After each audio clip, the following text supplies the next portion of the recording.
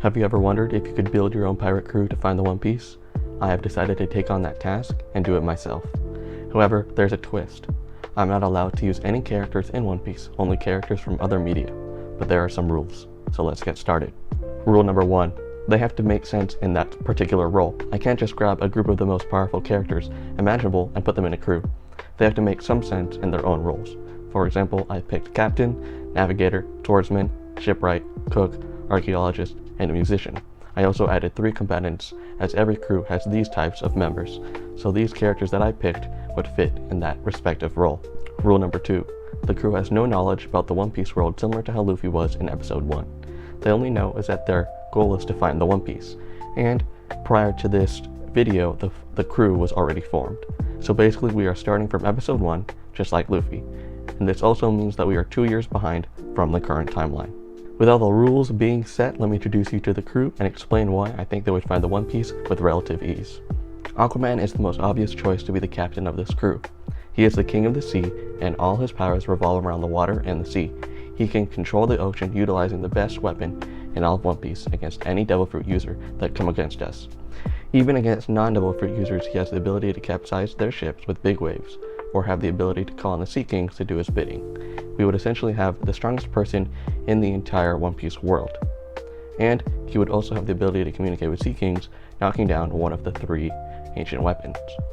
He is also a good leader of men, as he is the king of Atlantis, and he has been proven to lead many loyal followers before. Wally West as the navigator of this crew is a cheat code in the One Piece universe, which is exactly what we need. Wally can search the whole world in a short period of time. Even though the One Piece world is significantly bigger than ours, Wally West is a character that is capable of running and searching the whole planet with no difficulty, and he would be a major asset. He would be able to mark locations and people from across the globe with ease. He would even find the One Piece relatively quickly if he searched the entire planet in places that people have not been to before. Unless he doesn't even know what the One Piece is, if he stumbled upon it, he wouldn't know. Jinmu Wan is an incredible swordsman and also an incredible fighter, being the last survivor of the Northern Heavenly Sect. I believe Jinmu Wan would be one of the best, if not the best, swordsman in the entire One Piece universe, and besides his power, he is also a good leader. Like Aquaman, he has dedicated followers from the New Heavenly Northern Sect, therefore he would be a good co-captain as well if Aquaman were to die. For our cook, Senku is one of the smartest characters in fiction with a focus on science like chemistry, physics, and engineering. With his chemistry knowledge, he will be able to make the best meals as possible, as chemistry and cooking go hand in hand. But for his secondary role in the crew, he would be a semi-archaeologist to the crew along with our archaeologist I'll talk about later. Senku would be able to decipher the rope poneglyphs given the fact that he was able to help rebuild the entire world with just prehistoric civilizations. He would find the patterns between the poneglyphs and be able to crack the code. Maybe he would even be able to find where the One Piece is with the just 3 rope poneglyphs, since they merge at one spot.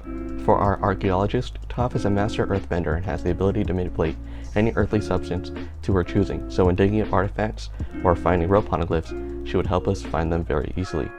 The only problem is that Toph is blind. However, when pairing her with Senku, he would have the best archaeologist in the One Piece world. He would also have the best detective to help find the One Piece, which is mainly Nico Robins or the archaeologist role in the One Piece world. Our first assassin is Killua. He is an assassin from the Zoldyck family in Hunter x Hunter and has Electrical Nen as his power. Not only is he a trained assassin, but a very good combatant that he can go toe-to-toe with anyone in hand-to-hand combat in the One Piece world. He also has probably the second best power that could be used in the universe with electricity. I can imagine Aquaman and Killua combining their powers of electricity and water to fight off enemies, causing a wave to capsize an opposing cruise ship and then electrocuting them. He would also be one of the best assets to this crew combat-wise. For our second combatant, Aang is a master of the 4 elements from Avatar. He has an extremely versatile skill set that no one in the One Piece world has. While Devil Fruit users like Akainu and Ace only have the ability with 1 element, Aang has all 4 at his disposal, including one of the strongest ones, like water. Like Aquaman, utilizing water as a weapon is the most deadly element in the One Piece universe. Aang will be a very valuable asset. For our third and last combatant, and the leader of this group, is Kaladin. He has the ability to use Stormlight for his own use. He has the ability to heal himself and others, and the ability to manipulate Stormlight. He can essentially be the dragon of this crew, having the ability to use storms to your own desire on a pirate adventure would be another useful skill, not only for navigation, but for fighting as well.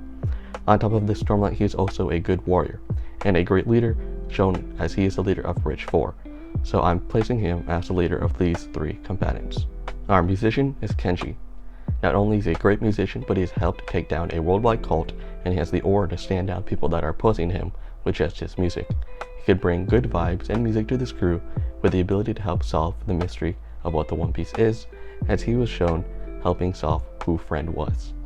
For our shipwright, Cyborg would be able to build a ship or mod and rig any ship the crew steals with any type of weapon, mod, or device that we need. Along with that, Cyborg is a literal cyborg that he would be in charge of our technology as well.